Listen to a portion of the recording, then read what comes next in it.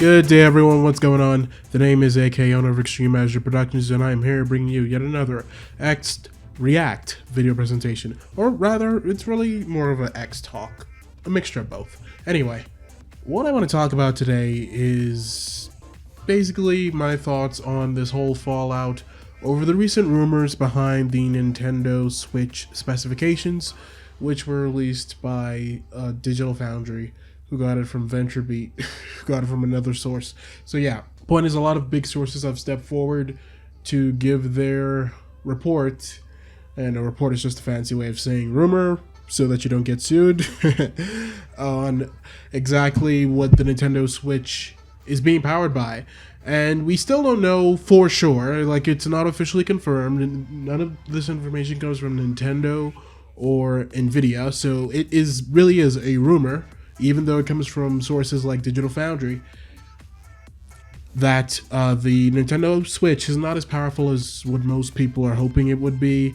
Without getting into the clock speeds or anything, you can go ahead and watch Digital Foundry's video on it if you really want to get into the nitty gritty of it, but I'm just going to give the most basic version. Is that the chip that is powering the Nintendo Switch, according to their sources, is based on Nvidia's Maxwell architecture, which is a few years old. They have now moved on to the Pascal architecture, which is a lot more efficient. So people are saying that Nintendo must have decided to go with the Maxwell architecture in order to go ahead and save a couple bucks. Because, as you would expect, using older technology is a lot cheaper than using newer technology. So people are coming to the conclusion that Nintendo decided to go ahead and cheap out again. They went for the older technology in order to just save a couple of bucks, and in order to get the Switch out a little bit faster. And I want to apologize for my voice. I am just getting over a cold, so I'm going to try my best to try and sound as normal as possible. But basically the nitty and gritty of it is that I'm not quick to jump on these rumors and say, oh goodness grief, the sky's falling, Nintendo's doing it again.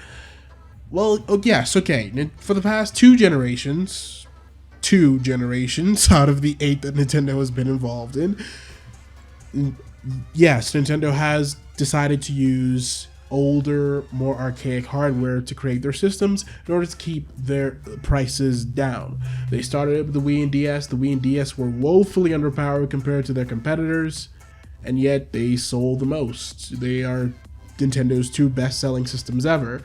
And also, the DS is Nintendo's best-selling handheld ever, the Wii is Nintendo's best-selling console ever, and they are both some of the highest-selling video game systems of all time, so obviously that worked out for them. So it's no surprise that they went ahead and tried the exact same thing again with the 3DS and the Wii U, which is why they kept the names in the same family. DS turned into 3DS, Wii turned into Wii U, so they tried to keep that familiarity there. I'm sorry, I'm in Ecuador, speaking Spanish and English, I get words mixed up sometimes these days. Anyway, when it comes down to the Wii U and 3DS, they saw the success of the Wii and DS, and they decided to go ahead and try and replicate that.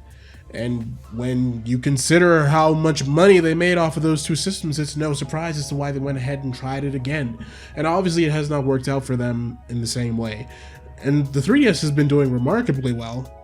It's not going to reach the same level as the DS, but it's still been doing remarkably well, and it's been making Nintendo a lot of money for the past 5 years.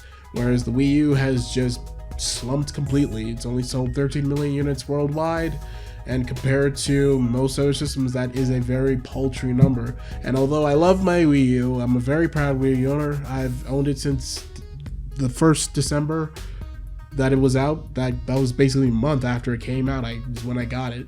So yeah, I've been with it basically since the beginning, and yeah, I've seen it through its worst times and its best times, and I do love the system, but I will not deny that it has not done nearly as well as it should have, and that's for a whole lot of reasons that don't need to be repeated for the millionth time. But what this really shows is that Nintendo at this point should understand what it needs to do. It should understand that it does not have the exact same power or market share that it used to have during the 90s. Now really, if you were to look at a chart, you would see that Nintendo has been losing console sales generation after generation since the SNES, really. The SNES did not even sell as well as the NES, so it's just been a gradual decline over the years. take the Wii out of the equation, you just have basically a pattern that's been ongoing for over 20 years now. So at this point, Nintendo should really understand, now that the Wii U has only managed to sell 13 million units, this is the lowest selling system ever. At this point, Nintendo really has no choice but to see that it has a problem, and because of that, they should be changing their philosophy, and they should be trying a different approach. Obviously, it's not going to work to try and create a system that is underpowered just to try and save money. They're still trying to make it as unique as possible, but that does not mean that they should skimp out on power.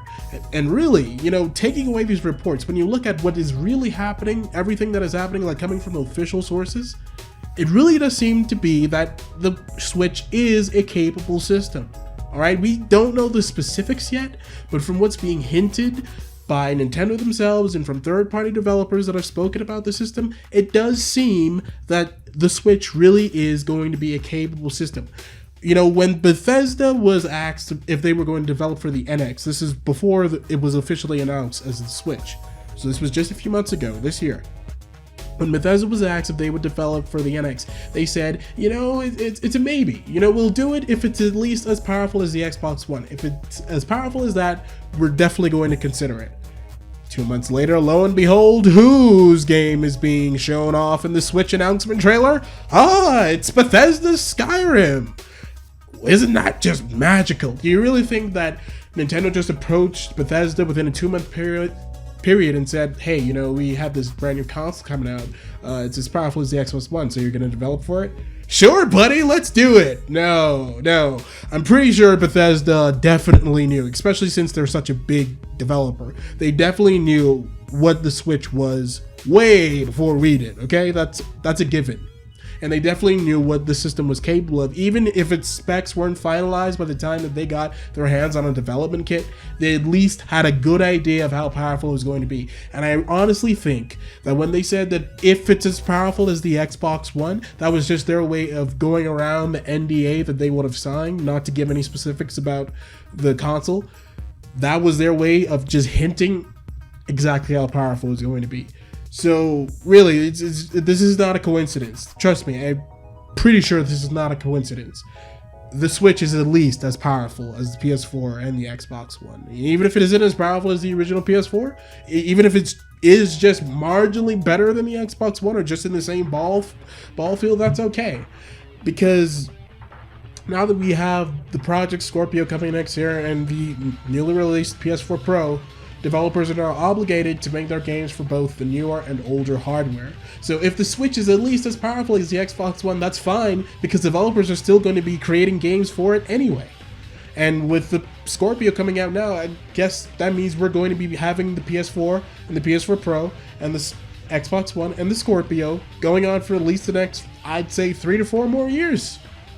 Because developers are obligated to make their games for both the older and newer hardware. So if the Switch is at least as powerful as the current systems, it will be fine. And Nintendo's problem over the past couple of years with their systems is that they've always had some kind of a roadblock. Like the N64 used cartridges, the GameCube used mini discs, the Wii couldn't do HD, the Wii U was in the same architecture as the PS4 or the Xbox One, neither was it as powerful.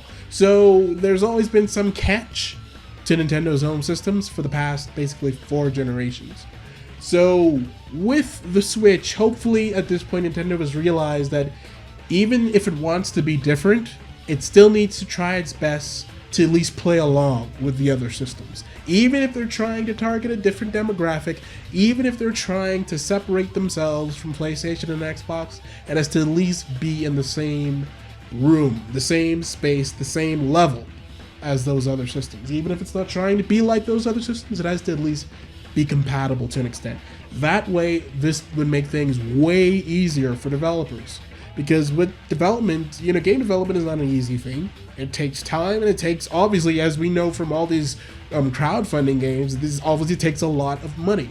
And for these third-party developers, they're spending millions, sometimes billions of dollars. So when they have to create a game for a system, they have to analyze the situation. They have to make sure that they're going to actually make a profit off of it in the long run. And if it's not as good as what they would hope for it to be, then it doesn't matter. That's why they abandoned the Wii U so early, because in their mind they were like, okay, it's very difficult to develop for the system compared to everything else. The install base is not big enough, so why are we wasting our time and money on this? So that is why Nintendo would need to try its best to create a system that would not give third parties a big excuse to avoid it. Now, if the Wii U was a very successful system, even if it was difficult to develop for, developers would still go ahead and try their best to make it happen, just because they wouldn't want to lose out on those profits. But if the system is not selling well, then it no longer matters. So if the Switch is easy to develop for, and if it sells well, then that's perfect. And that means third-party support is a guarantee, all right? And what we heard from NVIDIA themselves is another official source. Now, coming straight from NVIDIA, they said that it would be a very easy task to port games from PS4, Xbox One, and PC over to the Switch. NVIDIA said it themselves, okay? This is not some random person off of NeoGAF or something. NVIDIA said it themselves that yes, development on Switch is going to be simple. Porting games from existing platforms is going to be easy. All right? That should tell you, all right? Ubisoft has been oozing about the system for the past couple of weeks. They've kind of gone silent now. I guess they're waiting until next month for their big presentation. But they were ecstatic about the system, okay? Take-Two is hopeful in the system, and they are one of the supporters. You know, EA is supporting it. After that fallout with the Wii U, you never thought you'd see another EA game on a Nintendo platform, but EA is supporting the Switch as well, and they said that they'll be bringing a major game to it. As to what that game is, who knows? It could be Battlefield, it could be Mass Effect, we don't know, but according to them, is going to be a major game, so we can look forward to that as well. But basically what I want to wrap up this video saying is that, you know, look forward to next month. I really think it's going to be more positives than negatives. Even if the Switch is not as powerful as PS4 and Xbox One, it just has to at least be in the same realm as them. It has to at least have the exact same architecture, because game engines these days are very scalable. Okay, you have the Unreal Engine, which is one of the most popular video game engines. It can run on your smartphone and on a PC that's a couple $1,000s. All right, that's scalability. Those two machines aren't even within the same universe as each other, and yet they're running the exact same engine, albeit a few differences, but it's still the same engine. So game engines are designed to conform a variety of different characteristics. You know, they can conform to the characteristics of a variety of different devices. And if the Switch is running that exact same architecture as everything else, then it will definitely be included. And with NVIDIA being the ones behind its technology, I don't think we have anything to worry about, because there's a reason why NVIDIA has been at the top of the PC hardware game for so long. It's because they make really great hardware, and everybody knows that. So really, you shouldn't be surprised that the Switch is a modern system that's easy to develop for, according to them, because they're the ones who are designing it, and they're the ones who are powering millions of PCs all over the world. So that should definitely tell you something. All right, so just, you know, be patient. Be patient. January, the Switch event in January is coming in just a few more weeks, basically 3 weeks from now. So just hang tight, just wait, it's coming. All right, guys, I'm gonna wrap the video up here. I want to thank you for watching. Hopefully it wasn't too long, and I once again want to apologize for my voice. Hopefully the next time I record a video it sounds a little bit better once I'm over this cold a little bit more. But until next time, I will catch you in the next one. Have a great day.